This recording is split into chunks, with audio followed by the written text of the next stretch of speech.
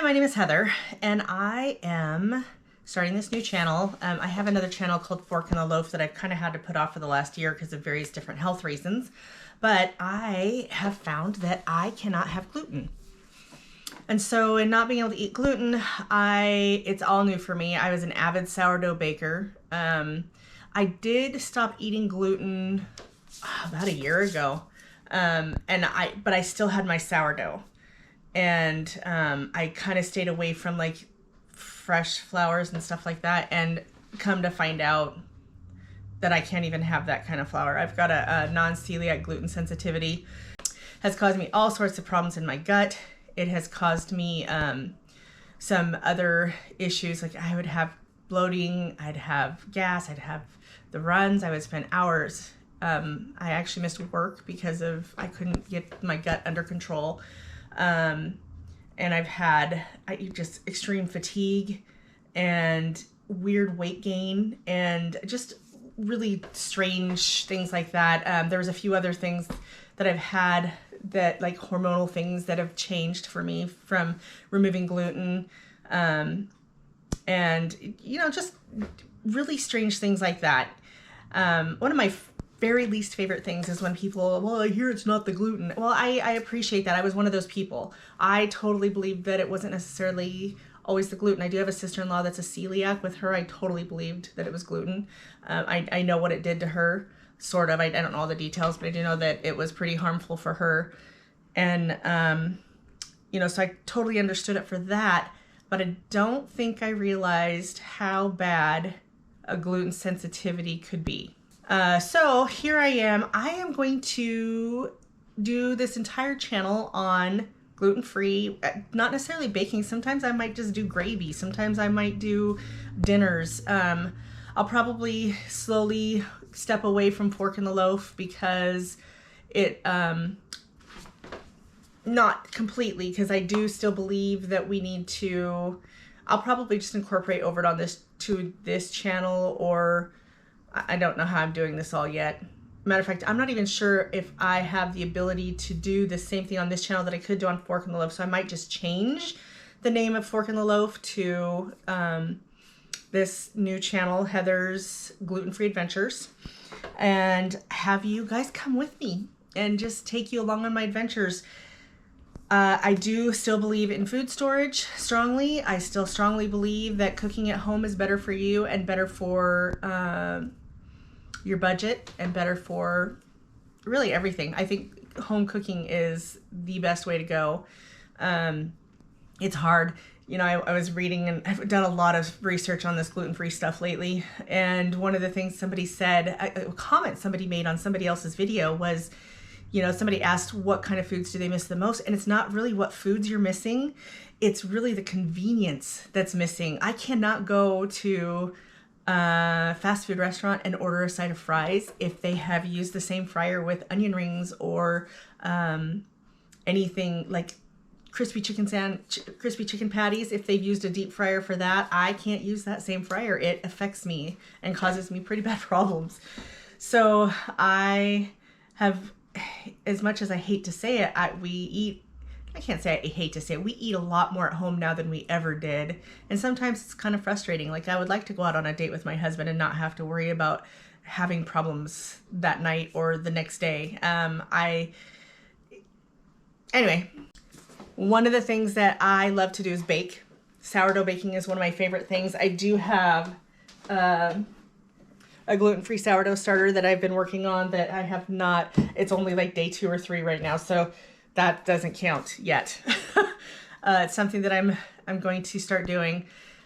I loved to bake sourdough. I loved my hands in the dough. I was learning to use my mock mill and make fresh milled whole grain sourdough breads, and the breathing, I love the smell of it, but me in smelling that caused me like 24 hours of distress, like gut distress. It was not, I had to get rid of my wheat. We totally thoroughly cleaned this thing out. My husband took the stones out, and I scrubbed the stones, and we totally cleaned out the inside of it. And so now this is a very gluten-free device, which I'm grateful for because this is very expensive. I don't want to have to go buy a new one. And so wheat will never be going in there again. I did try things like einkorn, and unfortunately I had tried it while this was still glutenated with every other wheat that I'd tried, that I was using. And so I don't really know if the einkorn will still affect me, but I'm not willing to try that right now. Until my gut is healed and I feel like I have all this under control, I just can't stand the thought of having to deal with gut, and I'm still dealing with gut flare-ups. We haven't got everything figured out yet. I do know that wheat is huge in causing me problems. So it's gotten better, but I'm still having some issues. With that being said, now that you've heard my whole last year in a nutshell, I'm going to try and make some banana bread. I've got some bananas that are overripe right now, and I want to try a banana bread recipe and see if it'll turn out. And if it'll turn out, you'll probably see it. If it doesn't, you might see it as well.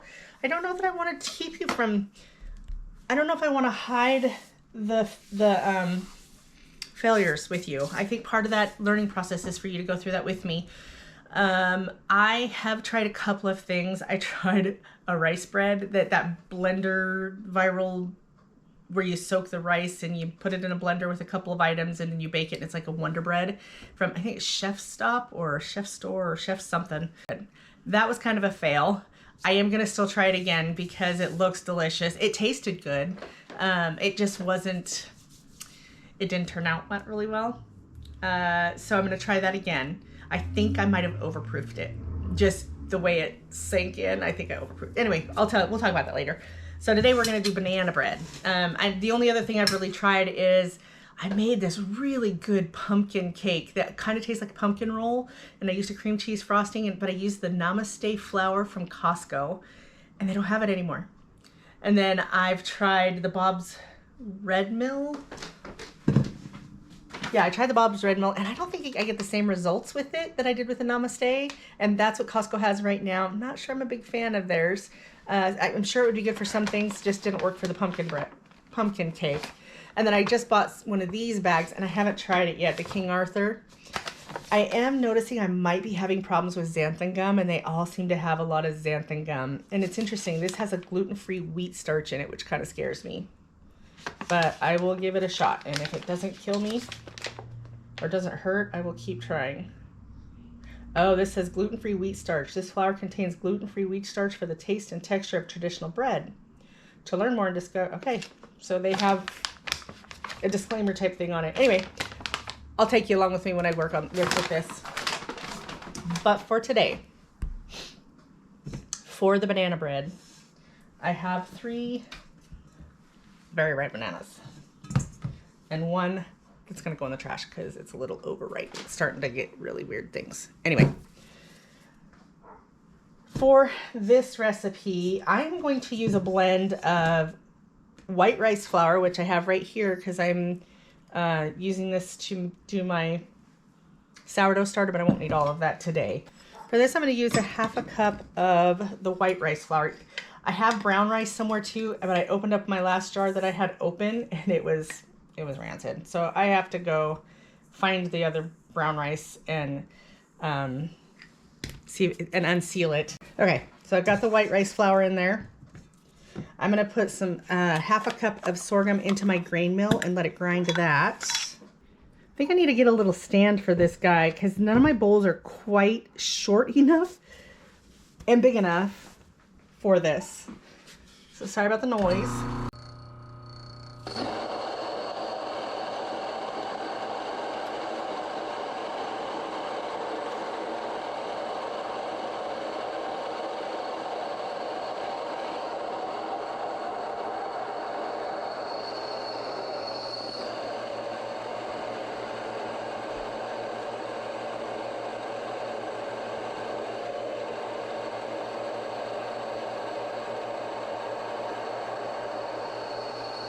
Okay, and then I put there was a 1/2 cup of sorghum I threw in there and a 1/2 cup of millet.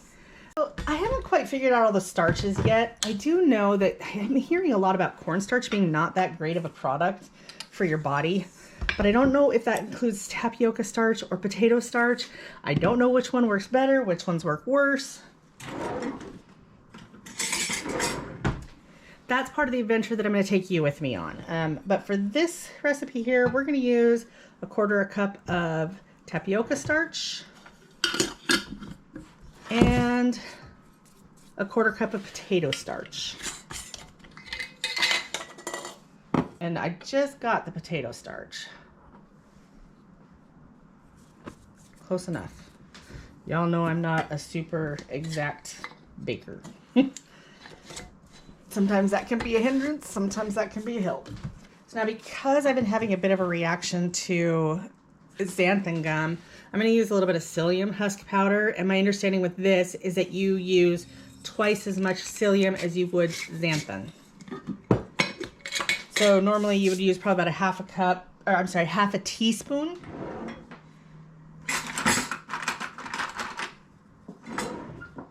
I'm going to go ahead and put in a teaspoon of psyllium husk.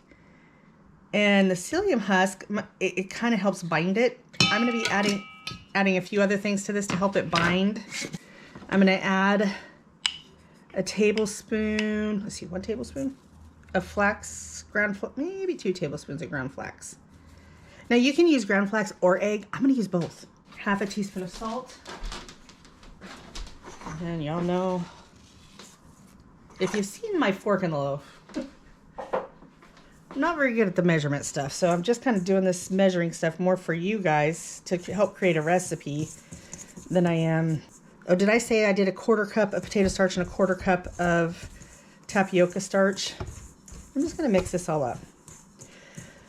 I'm going to do chocolate chip banana bread, so I'm not going to add cinnamon to it, but cinnamon and nuts would be fabulous in this. Here's another thing we had to clean out pretty thoroughly to get all the wheat stuff away. So in my mixer,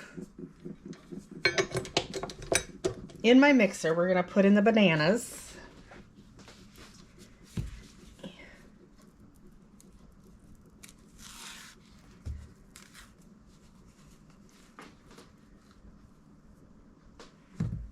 I always like to take that little seed off. It kind of grosses me out. Don't know why. A little bit of the bruise doesn't bother me too bad, but the seed kind of grosses me out. Crazy.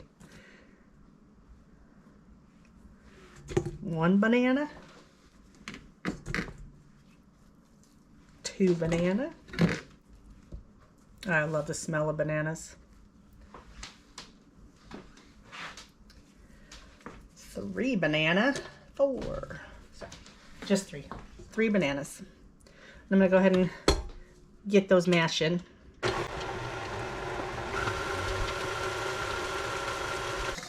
All right. I'm going to add, it says 2 large eggs, but I have my own chickens and some of them lay smaller eggs, some of them lay larger eggs, so I'm going to combine the 2 and make a mess all over. So maybe it's going to be for like 2 medium eggs. All right, now that I got that cleaned up,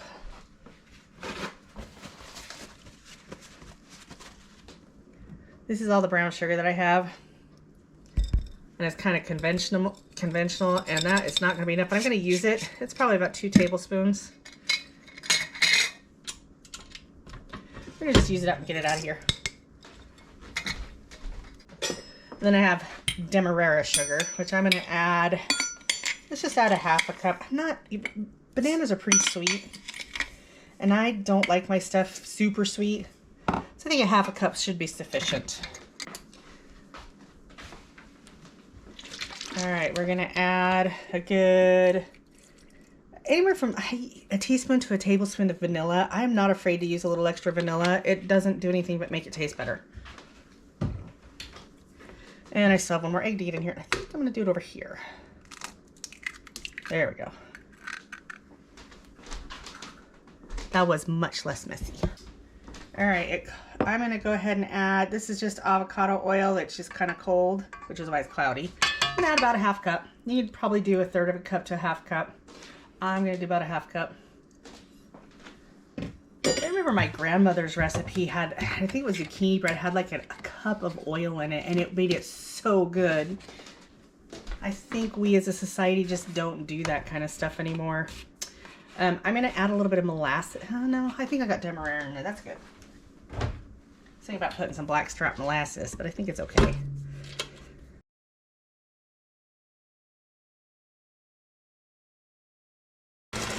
Okay, still not done, but I'm gonna add all of my dry ingredients to my wet ingredients.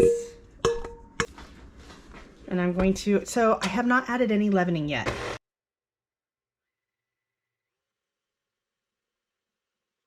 One of the cool things about gluten-free flour is you're not having to worry about a gluten structure, so you don't have to worry about overbeating it or underbeating it. At least not that I've discovered so far. If you know anything different, feel free to leave that in the comments.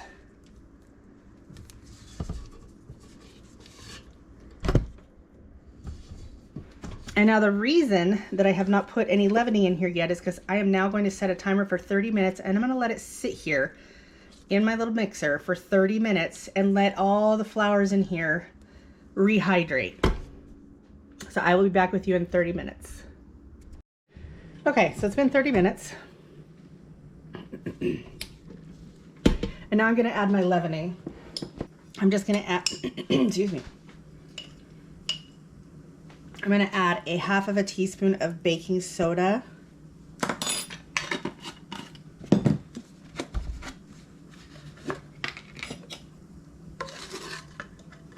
And 1 full teaspoon of baking powder.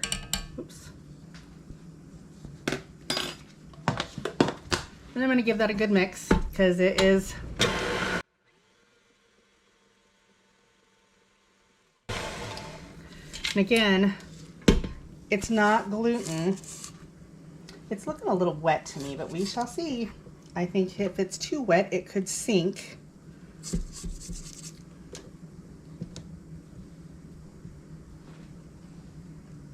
But we'll see.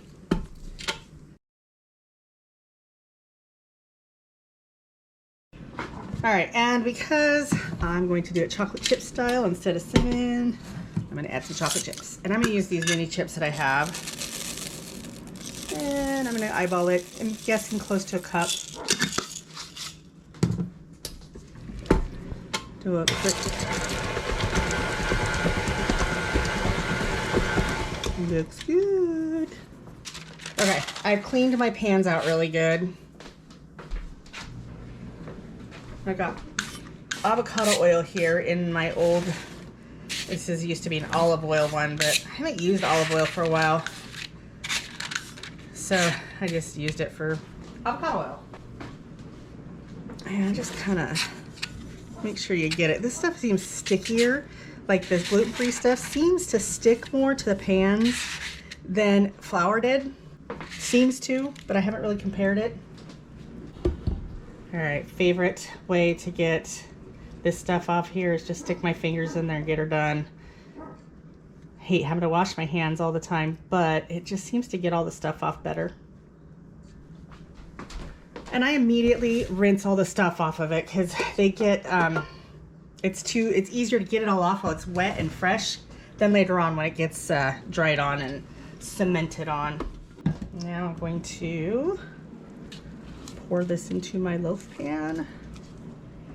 I don't want to fill it too full. Now this is a big loaf pan. This is like a, I guess I should probably measure it. It's a Lodge cast iron pan. I have no idea how big it is.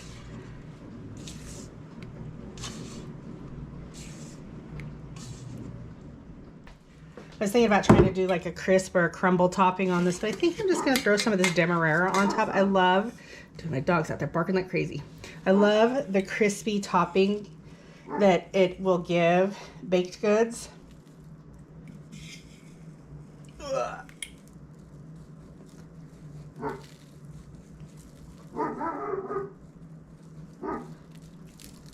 And I don't put a ton of sugar in it, so I don't feel bad about putting a small handful in there. I preheated my oven to 325, and I'm gonna put this in my oven, and I'm gonna put it on a pan. This is my air fryer pan, but I'm gonna use it because of the size. And in case it spills over, I want it to catch it. So I'm gonna put this in the oven for about 45 minutes to start. Normally banana bread can take about an hour to cook. So I'm gonna check it at 45 minutes and just see where we're at. And then I will be back. Okay, so it has been a while.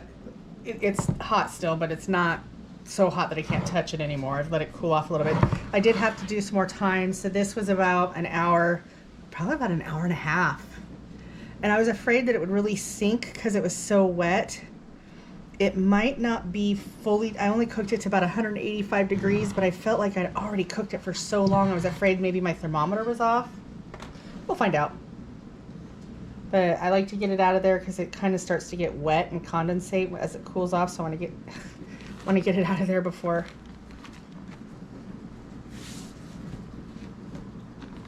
Oh, it smells amazing. And I'm going to let this cool just a little bit longer. And we'll cut it together. So we're going to cut into this. It's got a nice crispy top.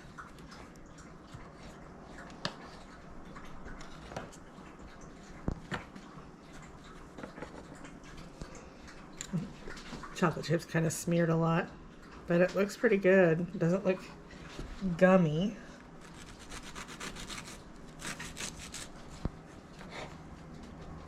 No, that looks great. Might have gotten too many chocolate chips in it.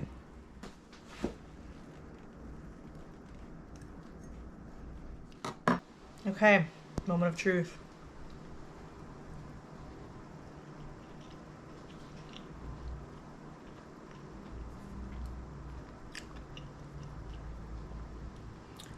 I can't even tell that it's gluten-free.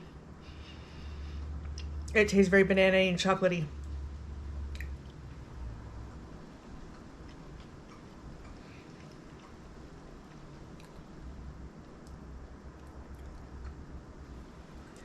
Oh, that all the gluten-free things will turn out like this. That's really good. I'm pleasantly surprised. I am impressed. There is a slight texture in the aftermath, but after trying all the whole wheats that I tried and doing the fresh milled whole wheat, there's always that little bit of a texture anyway. That's kind of what it reminds me of, that texture of whole wheat instead of white flour. But the taste is phenomenal. It tastes like, and the texture is very similar to a normal flour banana bread. I'm pleasantly surprised. I'm very excited about this. It gives me hope. I'm still trying to perfect a bread. I don't know that I will ever be able to perfect a bread, especially after all the years of cooking the bread that I have cooked. But I am very excited about this. It's very, it's definitely something that I can get behind. Zucchini bread and pumpkin bread is something I want to try as well. I think my hair is, oh, it is. Sorry, guys. Definitely something I can get behind. I think my family will enjoy it too. So thank you for joining me on this adventure. This channel is going to be all about the gluten-free and possibly moving into using, like making sure that we're using, I mean, if you think about it, this along the lines of the food storage stuff, other than the fact that I was using bananas, I have freeze-dried banana. I have banana powder, so I could even make it with that stuff. I always have chocolate chips in storage. I always have rice. Millet and sorghum are new, but there's something, those are new in my cupboard, in my pantry, but they're going to become a staple. I'm really liking sorghum a lot. Hopefully this doesn't upset my stomach, and hopefully I don't have any issues with it, but I'm excited. Thank you for joining me on Heather's Gluten-Free Adventure. Hit subscribe if you like this kind of stuff. If you want to see more content, make sure you hit that bell and it'll send you notifications. And be patient. We're going to go through this together. Thank you.